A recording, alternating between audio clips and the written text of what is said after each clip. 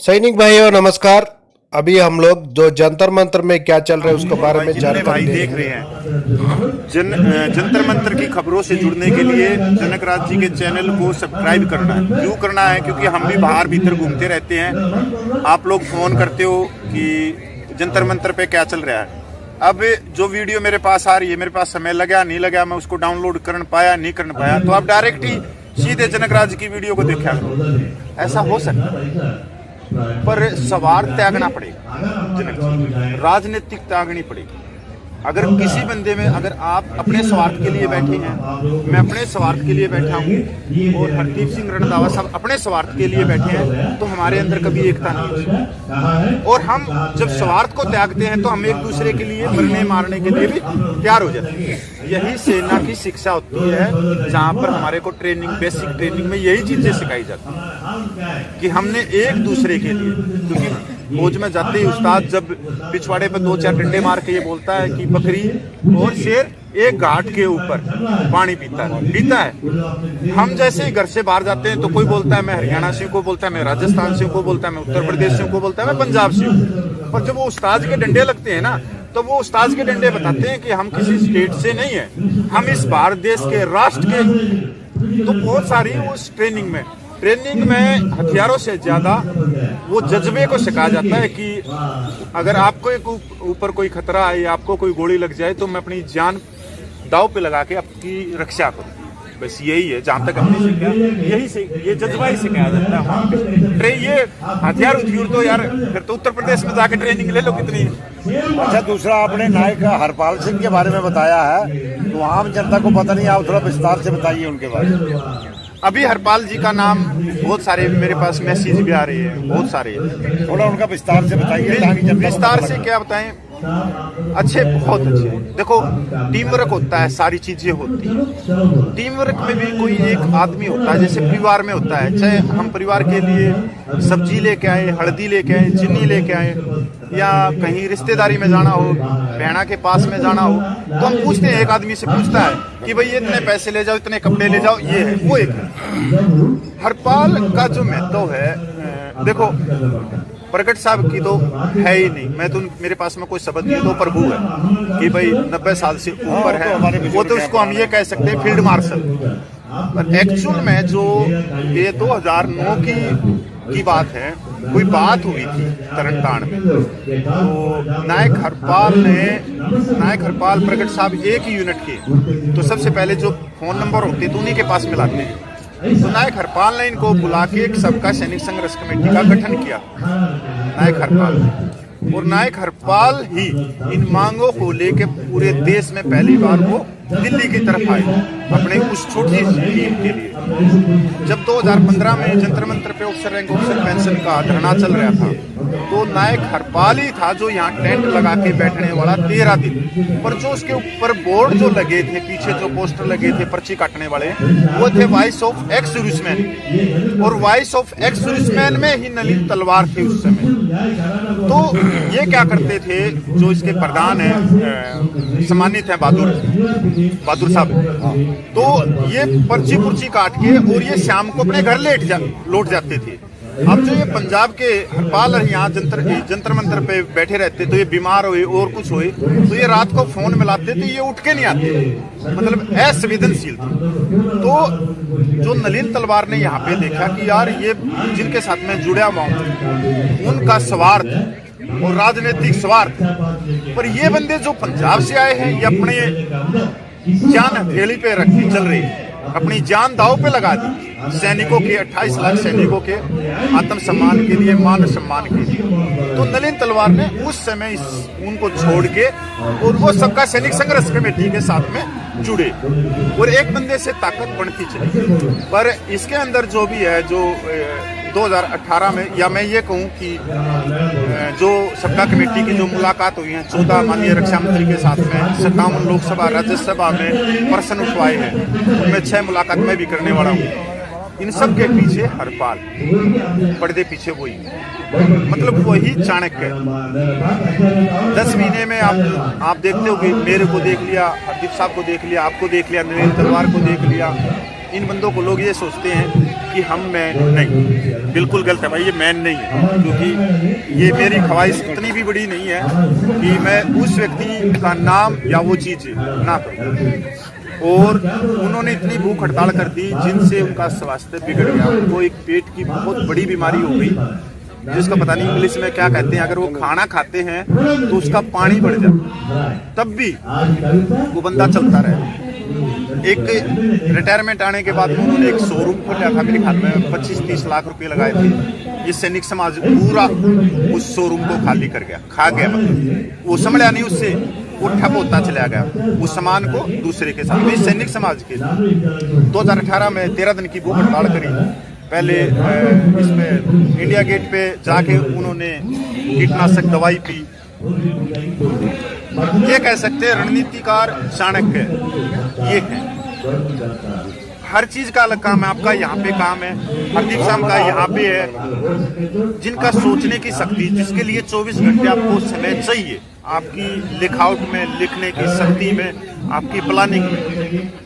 हम जो काम कर रहे हैं वो हरपाल कर सकता है आराम से, पर जो हरपाल कर रहा है वो हम नहीं कर सकते। ये वो सच्चाई।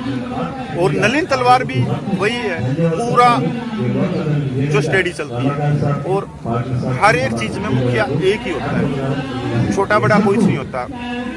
जिसको ज्ञान होता है ना वही आगे आता है। हमारे वो गुरु थे ना, जिनकी 6 साल में गद्दी मिली थी,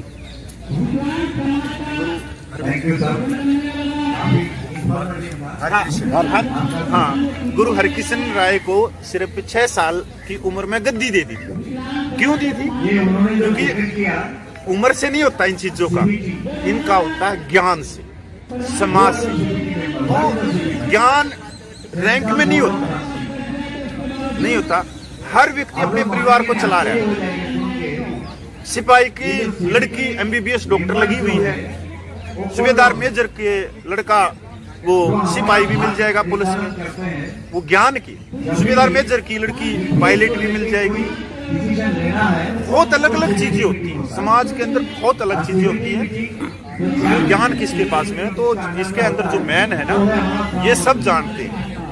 जो मैन व्यक्ति है ना, रिटायर्ड लाभी को पता, जितनी संस्थाएं उन प्रधानों को पता कि इनके पास में एक व्यक्ति जो सारी चीजें घुमाता है, और वो है नायक हरपाल।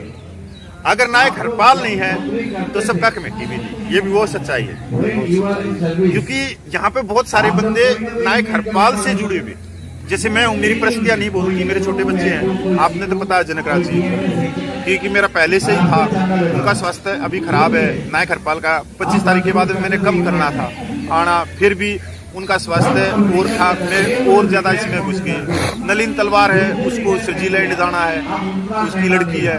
आप खुद, आपकी बच्ची है, नेशनल की तैयारियां कर रही है। गोपाल राय है, उनके खुद के बच्चे बहुत ज्यादा पढ़ रहे हैं, लिख रहे हैं, उनको बहुत ज्यादा समय की जरूरत है।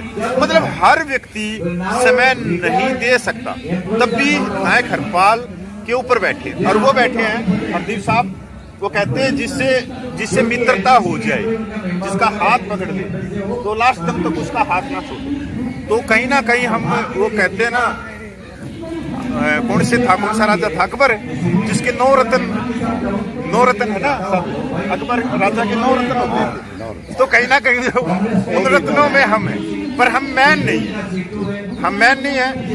इस कमेटी में कोई बंदा हो, सब दरी कुर्सी बिछाने वाले, चाहे वो हमारे सबसे बुजुर्ग सूबेदार प्रगट साहब, आपने खुद देखा होगा, जनता के बीच में रहना, संगत के बीच में रहना, खुद पानी पिलाना, खुद खाना खिलाना, और झूठे बर्तन उठाना, दरी कुर्सी बिछाना, सब दरी कुर्सी बिछाने वाले हैं।